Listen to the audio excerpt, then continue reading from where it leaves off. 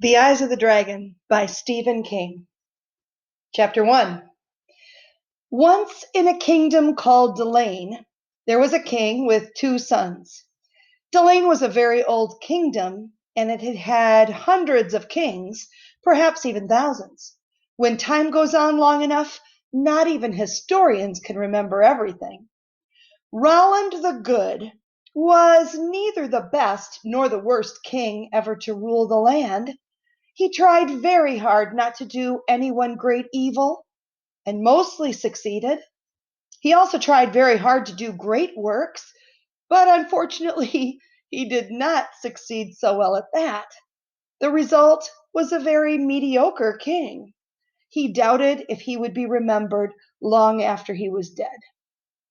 And his death might come at any time now because he had grown old and his heart was failing.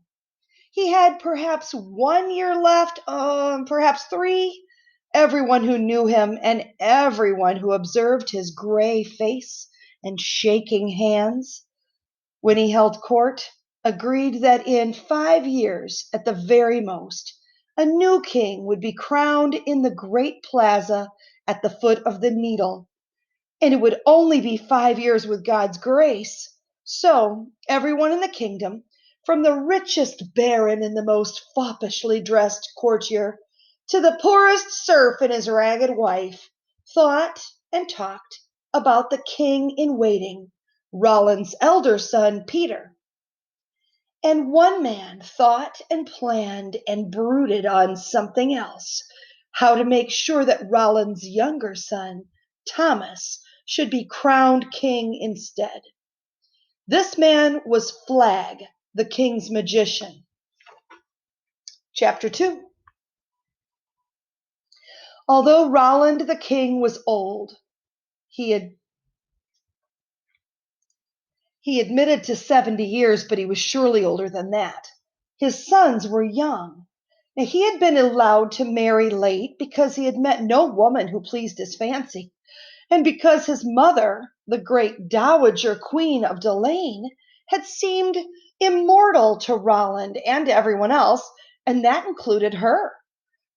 She had ruled the kingdom for almost 50 years when, one day at tea, she put a freshly cut lemon in her mouth to ease a troublesome cough that had been plaguing her for a week or better.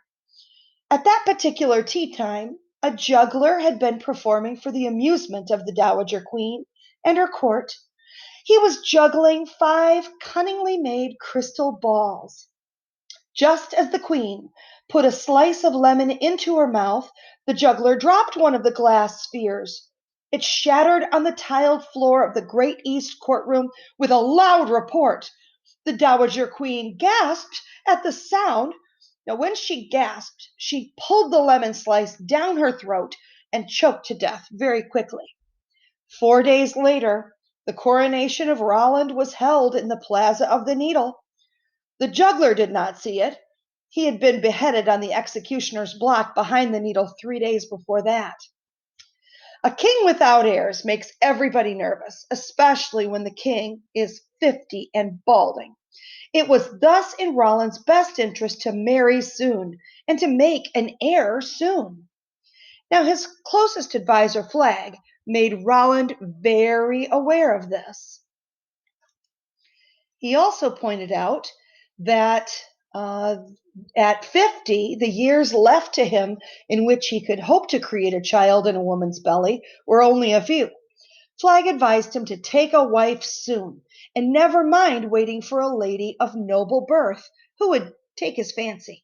If such a lady had not come into view by the time a man was 50, Flag pointed out, she probably never would. Roland saw the wisdom of this and agreed. And 6 months later, after the Dowager Queen's funeral, there was a much happier event in the kingdom, the marriage of King Roland to Sasha, who would become the mother of Peter and Thomas. Roland was neither loved nor hated in Delain. Sasha, however, was loved by all.